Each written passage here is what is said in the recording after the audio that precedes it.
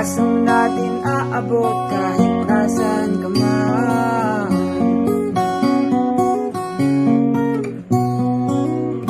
Sa gitna ng panubok na panahon, kahatid sila kaakibat ay diskusyon. Sama-sama tayo kahit magkalayo. Sa programang ito, tag ang pagkakato. Teleradyo, Teleradyo Marcelo, Teleradyo, Teleradyo Marcelo. Makinig, manood na sa Teleradyo. Makinig, manood na sa Teleradyo.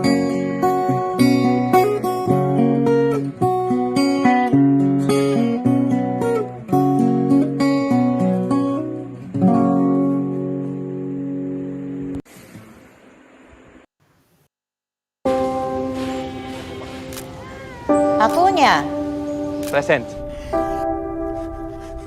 Andrada, Present. Cabal, Present. Cacño, Present. Garcia, Present.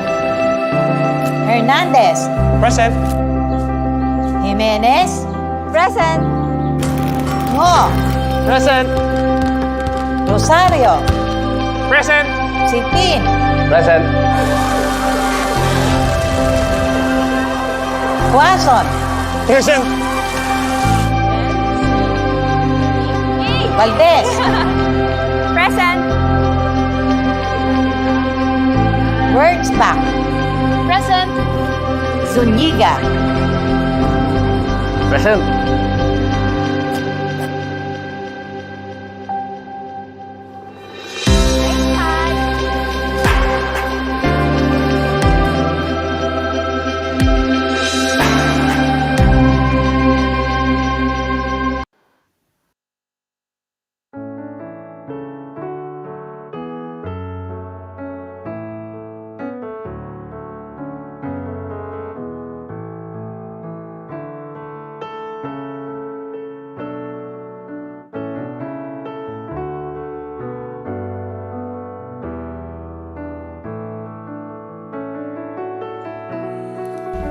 Ang dating payak na paraan ng pagtuturo ay naging mas matrabaho at nangangailangan ng lubos na pangunawa, lakas at pananampalataya. Isang sakripisyo ang iyong gagawin upang magpatuloy ang pagsulong at pagbibigay kaalaman sa mga minamahal mong mag-aaral. Dito ko nasusukat na ang pagiging guro ay hindi lamang sa pagtuturo sa silid-aralan natatapos. Bagkus may mga gampanin na gagawin ka upang sila ay makapagpatuloy ng pag-aaral.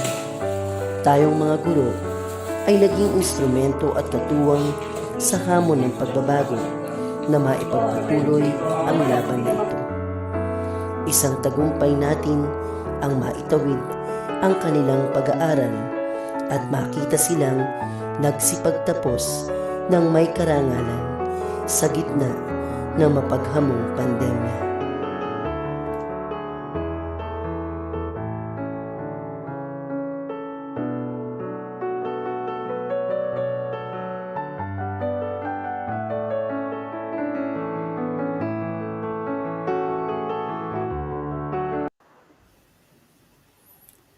Hello, good morning. This is Intro to the Philosophy of the Human Person for grade 12 students.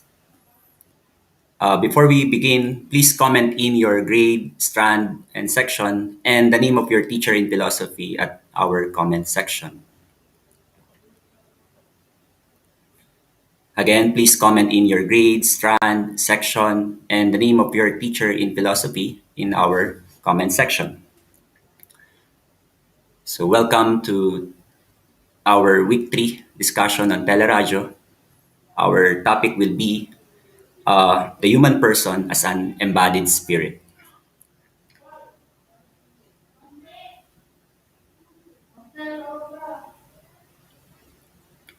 Okay. So again, please comment in your grade, strand, and section, and the name of your teacher in philosophy. Thank you. So let us begin by pondering on a question or on a phrase. And you will be able to see that in our PowerPoint presentation. There you can see the word for the phrase, hello, we are the humans of Earth. But what does it mean? So in 1977, years before we were born, NASA sent out Voyager 1 and 2 space probes. So these were launched on missions and they were to journey through the farthest reaches of our solar system. So by now, both have reached the borders of our solar system and they are to exit into interstellar space. They have in them what scientists call the golden record, which is a compilation of recordings intended as messages to possible intelligent life forms. We call them aliens that it may encounter or may find it in the cosmos. Included in this record are messages, images, and sounds of the earth and descriptions of humans. Now, imagine you are tasked to describe the human species to other potential life forms out there. You are limited to use just one word. Again, you are limited to use just one word to describe our species. In the briefest way, what word would you most associate with human beings? Please type in your one word response on our comment section down below.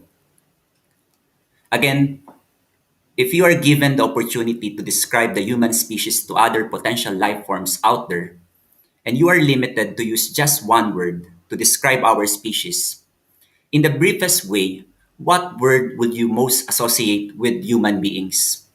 You may type in your responses on our comment section down below. So I'll be reading some of the. Jeric Victoria said it's what? Dignity. Sorry. Okay. I'm seeing other answers. Then evolving, according to lovely Joy Balbero. Uh, please keep your answers coming. Intelligent. Very good, Yuri. Superior, according to Jan. Responsibility from Joniel. Don't forget to screenshot your answers. We will give you extra points for participating in our teleradio session. Capability, humanity, intelligent, mortal, growing, wisdom, supremacy, intelligence, unique, evolution. So I see your answers coming in. So we will start from there. Uh, for today's lesson, our learning competency is our learning competency is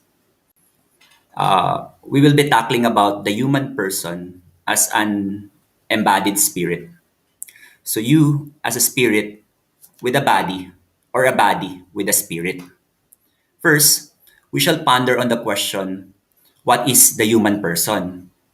What makes you human? And afterwards, we shall proceed in dealing with the idea of the human person possessing both a body and a spirit. At the final half of our lesson, we shall tackle the idea of transcendence, and evaluate our limitations and possibilities as human persons.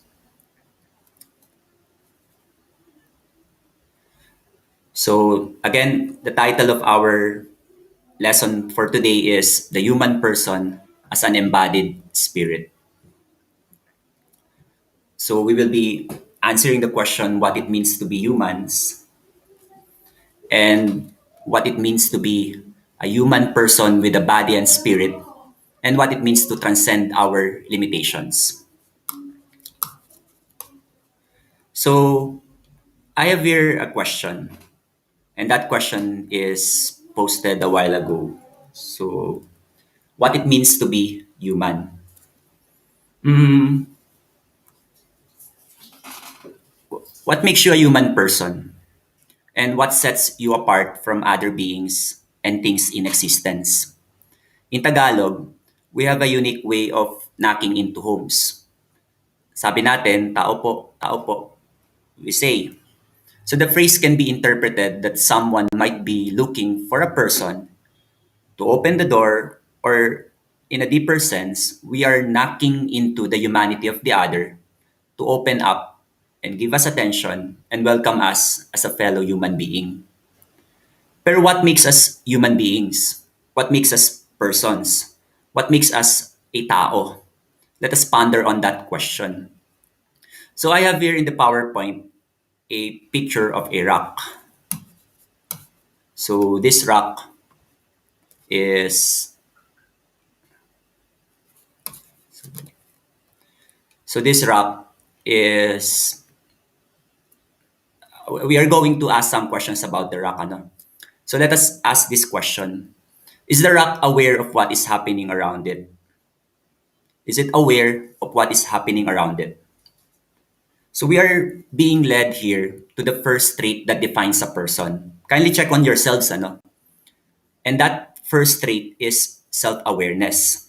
Again, self-awareness. This refers to the person having a clear perception of oneself, one's thought, emotions, identity, and actions. Again, this refers to the person having a clear perception of oneself, one's thought, emotions, identity, and actions. Ask yourselves, ask yourselves, am I a rock or am I not?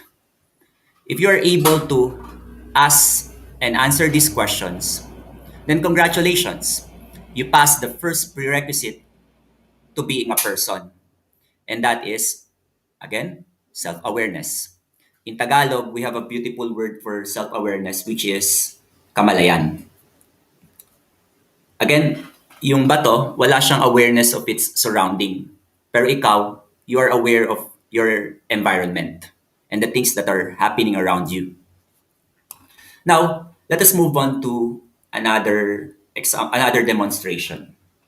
So now we have here a picture of a plant and a dog. A plant and a dog. Now, can we say, I can see that you answered my question a while ago. You said, no, no, no, the rock has no awareness of its surrounding. Now, I will ask you this question. Can we say that the plant and the dog have an awareness of the things happening around them? Can they perceive their environment through their senses? Do they have emotions the same way that you do? You might answer maybe or yes to this question. Dogs have feelings, dogs have emotions. The plants and animals can perceive through their senses. You may say maybe, you may say yes. Some of you will say no. And I can see the diversity of answers in our comment section. Some of you says no, some of you says yes. I'm not saying maybes. If so, if animals and plants can feel, they have emotions, they can perceive through their senses, then what makes our awareness different from plants or animals? So the answer to this question is this. Human awareness goes beyond perception and reaction to the environment. For example, does your dog knows he's a dog? Or does the plant know that it is a plant? I doubt that they have a clear awareness of what they are. The awareness of our own existence and the existence of others, living and non living, gives rise to the notion of self. So, our awareness of our self. Only the human species use the word I or ako or myself or me. Again, those are four words referring to yourself. I, ako, myself, and me. I want you to say it aloud in your wherever you are. I, ako, myself, me. If you did so, then I believe you pass another test. You have a concept of yourself. You are a person possessing an awareness of yourself. So, again, having a concept of self enables us to experience an inner world. So, if you have a concept of self, it enables you to experience an inner world where we have our thoughts and ideas, where we imagine, fantasize, and reflect. This inner life and identity is what we call interiority.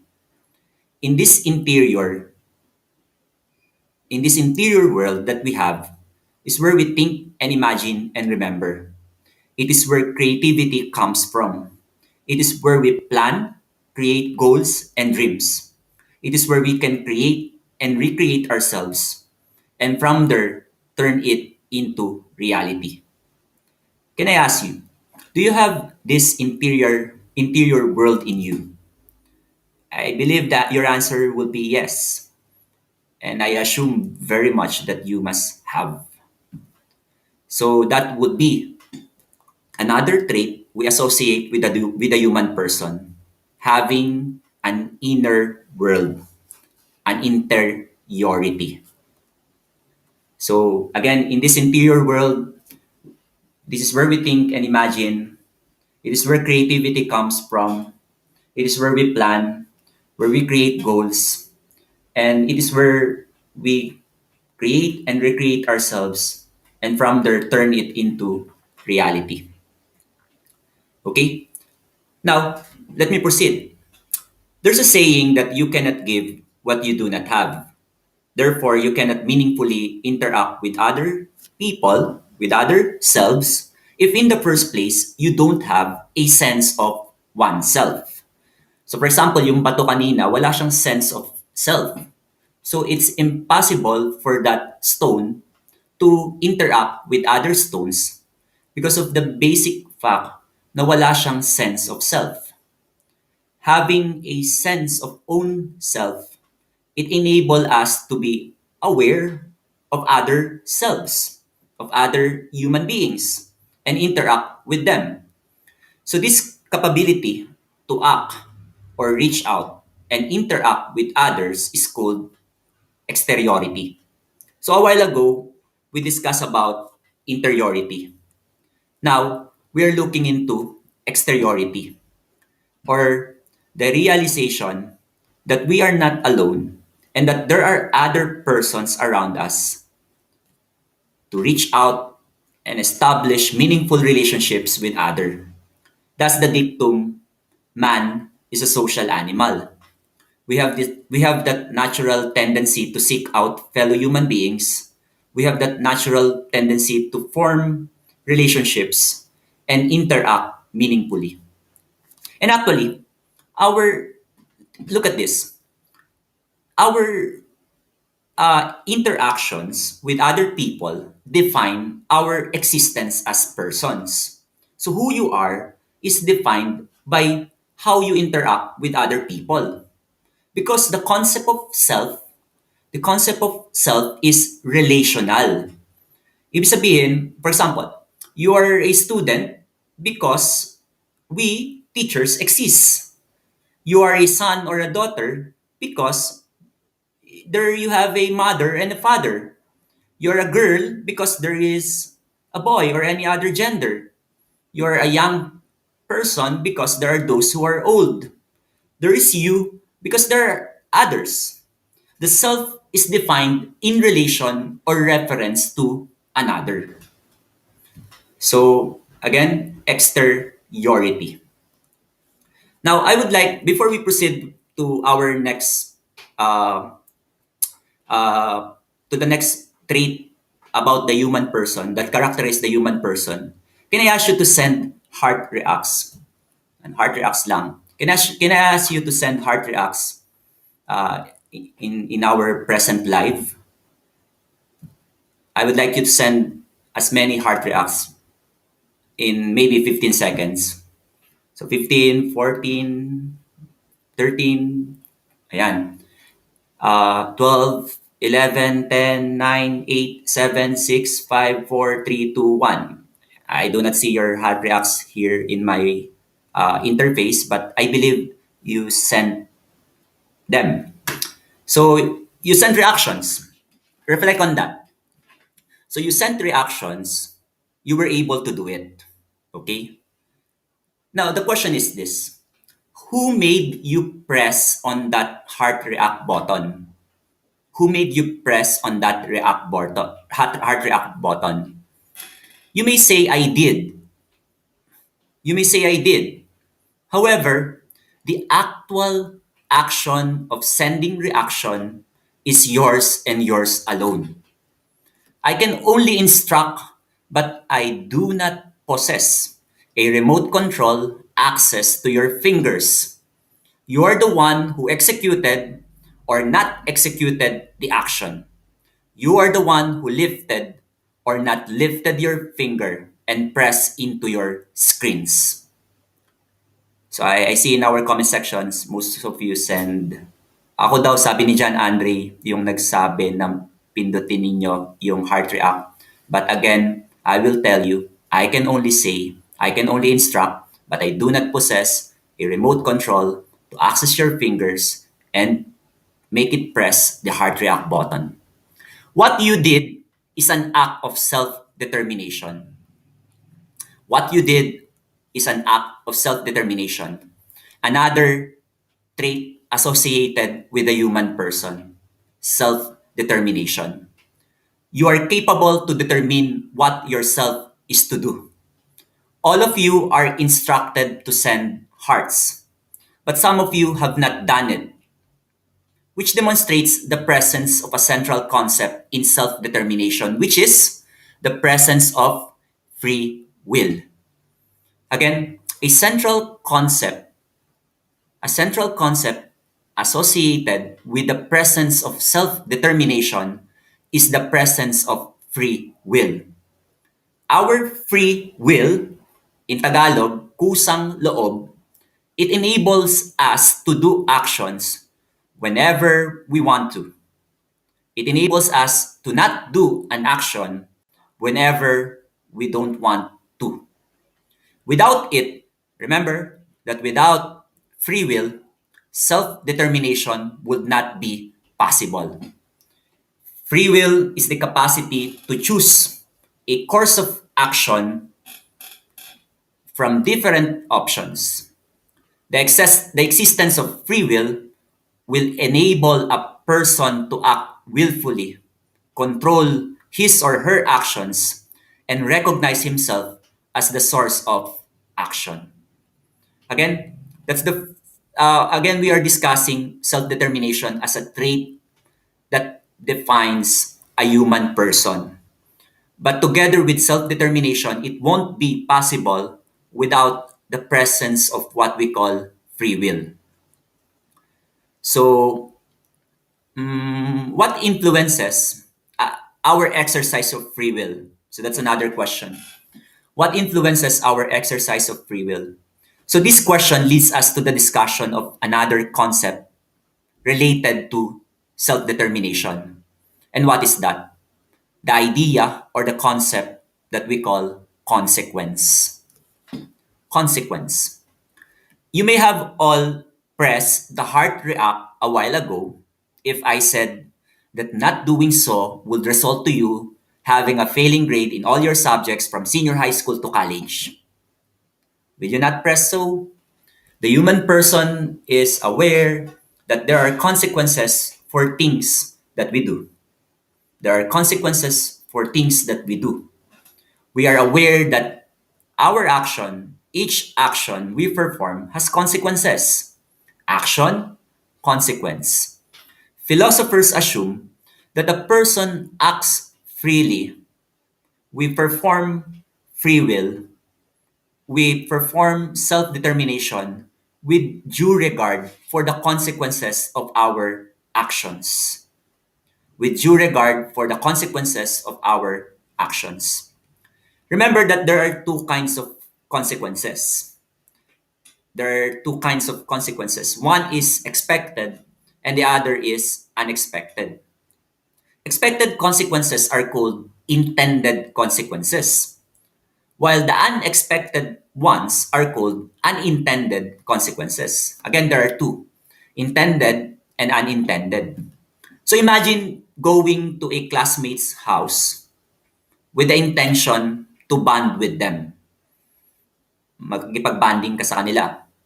But being away from home, dumating yung Shopee, yung Lazada. So a package was delivered but was not received. So galit na galit yung nanay mo kasi kailangan ma-receive yung package. So the package not being received is an unintended consequence, unexpected consequence of your decision to go to your classmate's house and not being at home. So human beings, the human persons, are aware that our actions may result to consequences. And consequences can come in two ways, the unintended and the unintended. Now we go to the last component under self-determination.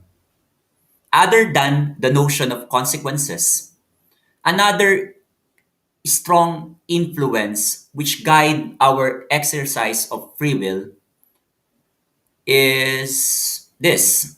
But I would have to ask you first this question. Have you told a lie before? Nagsinungaling na ba kayo? Nagsinungaling na ba kayo? Nagsinungaling ka na ba?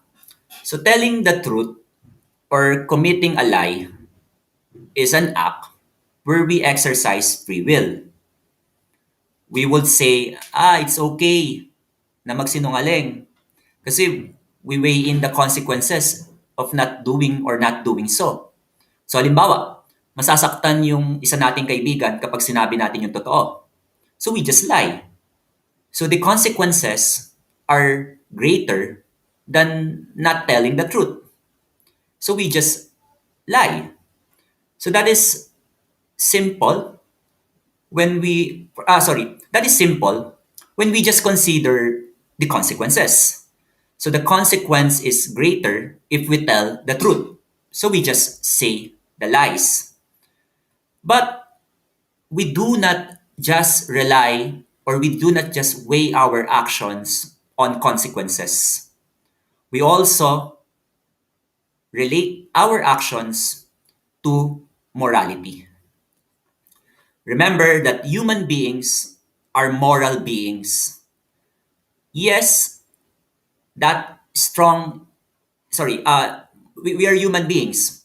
And morality is a strong influence to free will.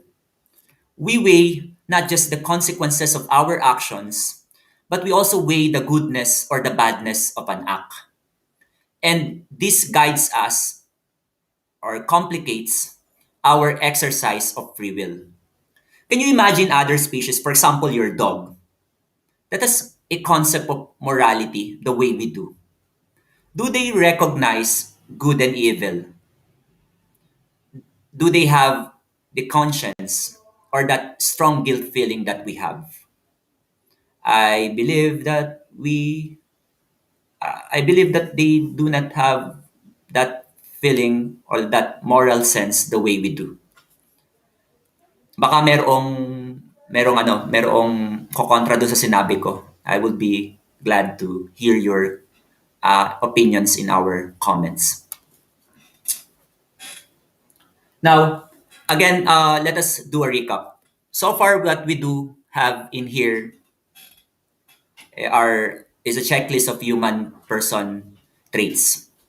So number 1, do you have self-awareness? Congrats, you're a human person.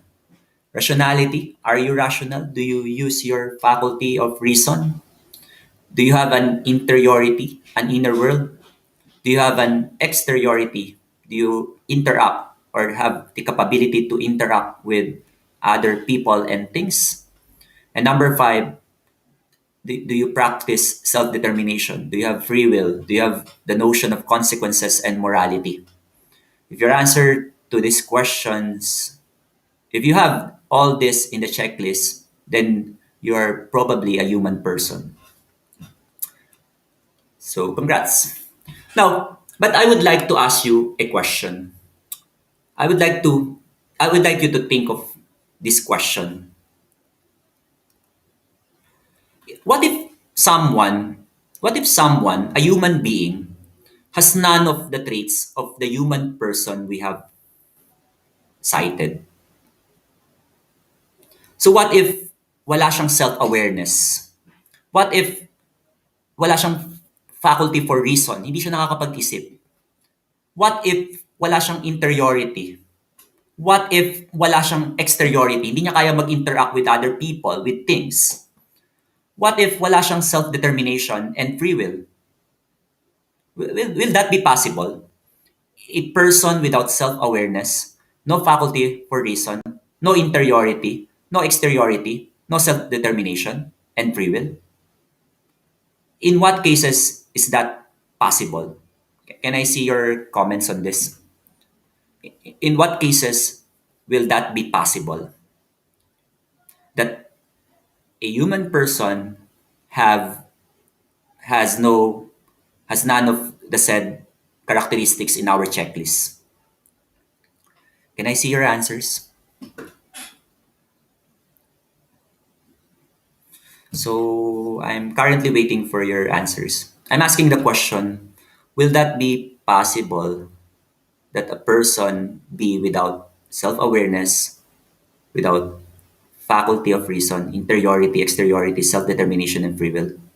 Jim Wells said, mental illnesses, psychological problems can affect the action. Sabi ni Daniela, they might be mentally ill. Or sabi ni Anthony, and this can be true, when the spirit leaves the body. Sabi ni Hayes, special child, mentally challenged, mental illness. Okay, I think you're getting the point. Ano? What if someone suddenly lost, for example, what if someone is born without those traits? Or what if someone suddenly lost it in their lives, in their lifetime? Diba? Pwedeng mawala yan in our lifetime. For example, will an embryo or a fetus be considered a human person? Will an embryo or a fetus be considered a human person? Wala siyang self-awareness. Wala siyang faculty for reason. Wala siyang interiority, exteriority. Wala siyang free will. Wala siyang self-determination. Will a fetus be considered a human person? How about someone na may serious physical and psychological impairment? Katulad ng binabanggit ninyo, yung mga merong serious mental illness. They do not have the faculty for reason. They might not have self-awareness, etc. Or how about those who are in coma, and therefore have been stripped of all the traits we have just discussed? Comatose. Do they cease to be considered human persons? Do they not qualify in our definition of what human beings are? So again, that's my question. Paano yung human embryo, yung fetus? Paano yung may serious psychological and physical disabilities? Paano yung someone in a state of coma?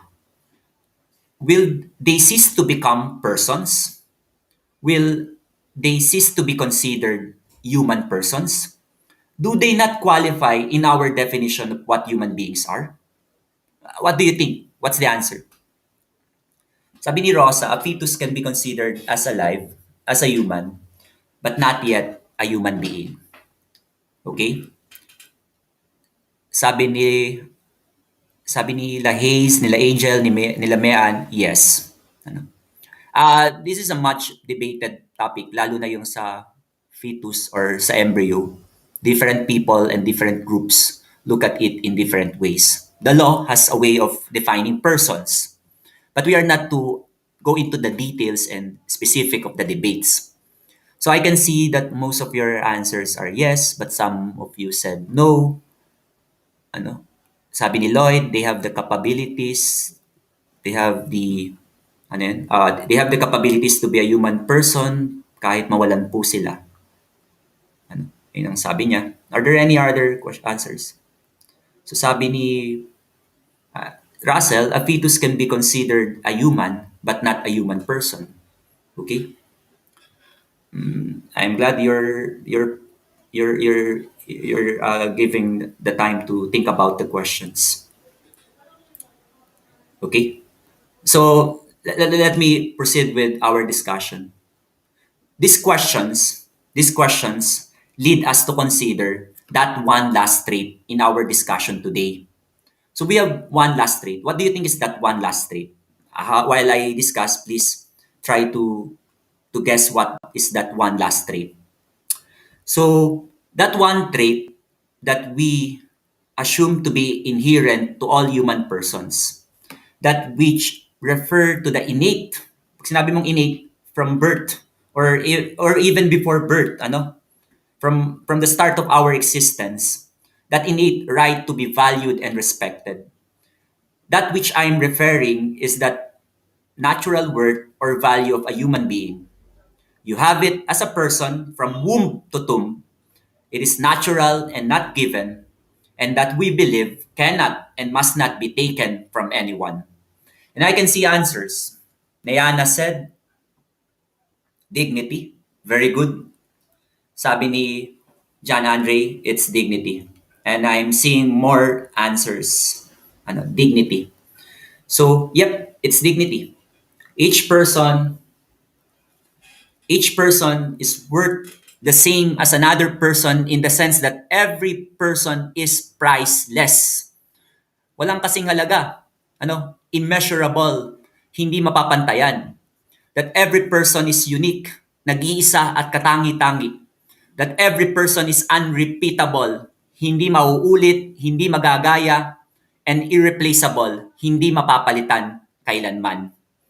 The value of the person is not equated with any quantifiable measure such as price. The act of putting a price on a person actually is an act which aim to diminish human dignity.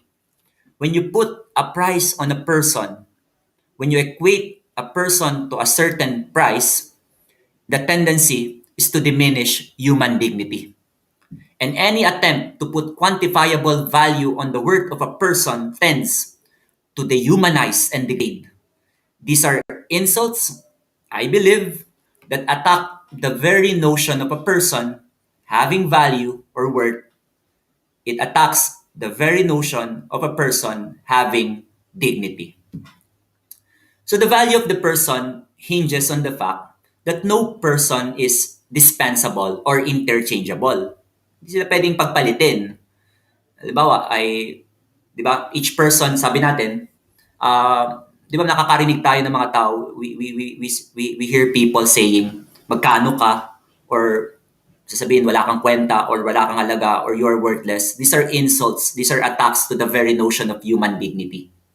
The value of the human person hinges on us being irreplaceable, interchangeable, dispensable. Each person is his or her own being. And there is no one in the world who is exactly like you, like him or like her. As Dr. Seuss said, ang sabi ni Dr. Seuss, today you are you that is truer than true. There is no one alive who is youer than you. Sabi niya, happy birthday, ganon. Remember that human dignity is, again, inherent. It is natural. This means that you, a human person, has dignity hindi dahil sa pinaghirapan mo ito. You did not earn it, or it is not given to you. You have human dignity simply because you are human. It is not given to you by anyone. You don't owe it to anyone. It is not defined by outside forces. It is not based on any characteristics. It is not based on your intelligence, not your gender, not your ability. It is not based on your income. It is not based on your skills, nor your physical attractiveness.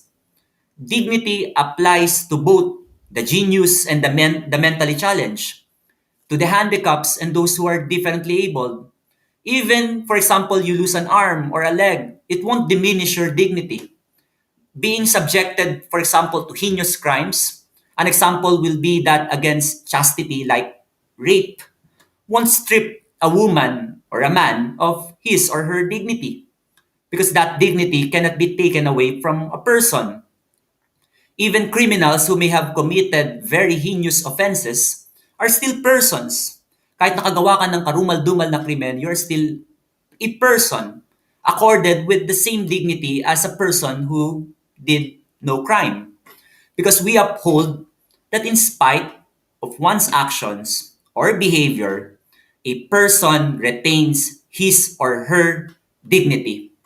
And would you imagine, even the dead, yung patay, yung katawan ng tao, the cadaver, even the dead are accorded with the respect with the respect given to one with dignity. That's why we don't simply trash or bury bodies in mass graves. Or we don't just subject them to scientific experiments. Hindi natin sila basta-basta dinadissect and pinag-eksperimentohan without valid consent. So, ganun ano.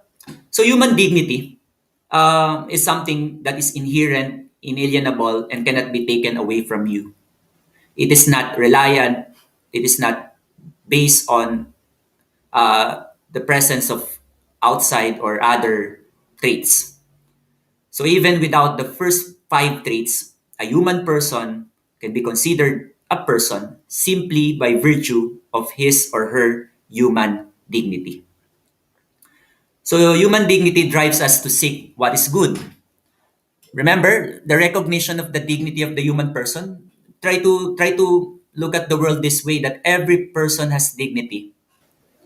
Then you will be forced to respect them the way you want to be respected.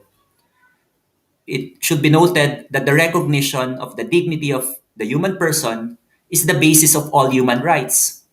The Universal Declaration of Human Rights, for example, invoke inherent dignity as the foundation of all human rights.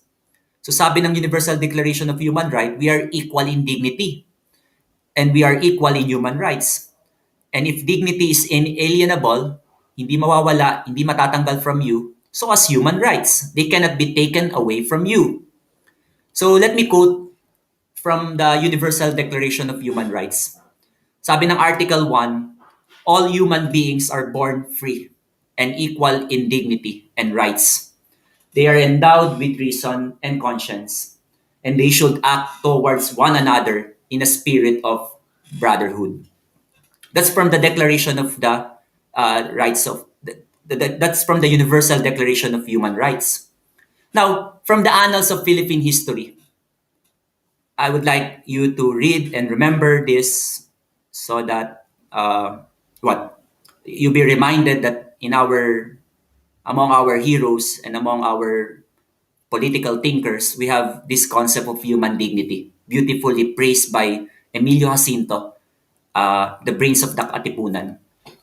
So long before the Declaration of Human Rights was drafted, Emilio Jacinto beautifully elaborated on the idea of human dignity in the Cartilla of the Katipunan. To quote his philosophy on the natural worth of persons, he says, maitim man o maputi ang kulay ng balat, lahat ng tao ay magkakapantay. Mangyayaring ang isa'y hihigitan sa dunong, sa yaman, sa ganda, ngunit hindi mahihigitan sa pagkatao. Maitiman, maputi, ang kulay ng balat, lahat ng tao ay magkakapantay, mangyayaring ang isa'y hihigitan sa dunong, sa yaman, sa ganda, ngunit di mahihigitan kung ang pag-uusapan ay pagkatao. So, that's it, ano? So far, we have focused on the traits and behavior that define human persons. Now, I would like you to answer my questions I would like you to answer the following questions. I only have 3 questions I selected from the discussion. Screenshot your answers and give it to your teachers. And I'll be giving 10 points. Your philosophy teachers will be giving you 10 points if it happened that you are the 25th person who will correctly answer in our comment section. So again, 10 points for that 25th student who will be able to answer it correctly. So winners will be announced later, maybe at the end of today's discussion, as we will validate who answered the 25th correct answer. So remember to type in the following format: number of the question and your answer. Number and answer. Okay? So let me show you the questions. Number one, what is what do you call the inherent worth of a person? What do you call inherent worth of a person? Kindly type in your answer. The 25th person to do so, to have the correct answer, will be given extra quiz points in your philo class. So siguro I'll give you 30 seconds to answer the question. 30, 19, 29, 28, 25, 20, 19, 18, 17, 16. Kailangan nyo magsagot para maka 25. Ayan. So what is that inherent worth of a person called? Okay? Thank you for your answers. I'll be counting it later kung sino yung pang 25. Pero all your answers, I believe, would be given additional points by your teachers as we recognize your participation in Teleradio. Now, we go to the next question. What are the two kinds of consequences? What are the two kinds of consequences? So, we have discussed that self-determination is made possible by free will, but we practice it in due regard with consequences, and consequences can be expected or not expected. What do you call expected and unexpected consequences? Can you give in? Can you type in your answers? Okay, so I'm seeing, ayan, I'm seeing answers for question number 2. Again, the 25th student will be given extra incentives. Wrong spelling is wrong, ah. Nakita ko mali mga spelling. Okay. And lastly, thank you for your answers. And lastly, what is that capability? What do you call that capability to reach out and interact with others? What do you call that capability to reach out and interact with others? So that's number 3. What is that capability to reach out and interact with others?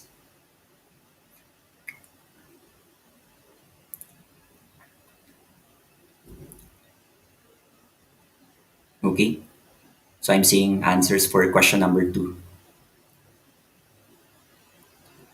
And there you go. Number 3.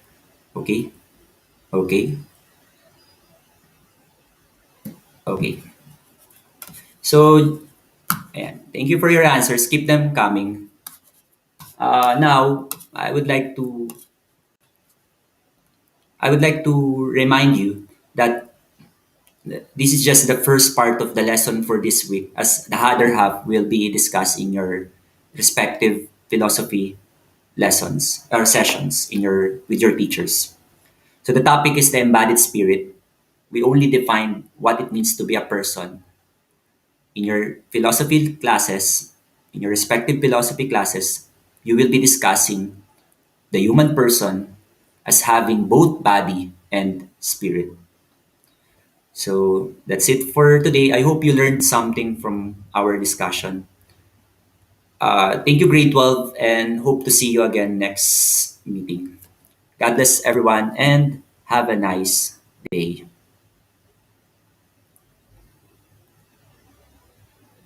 Makinig, manood, nasa teleradyo. Makinig, manood, nasa teleradyo. Teleradyo, Teleradyo Marcelo. Sa gitna ng mapanubok na panahon, magkahatid sa kakibat ay diskusyon. Sama-sama tayo, kahit magkalayo. Sa programang ito, tiyak ang pagkatuto. Teleradyo, Teleradyo Marcelo. Teleradyo, Teleradyo Marcelo.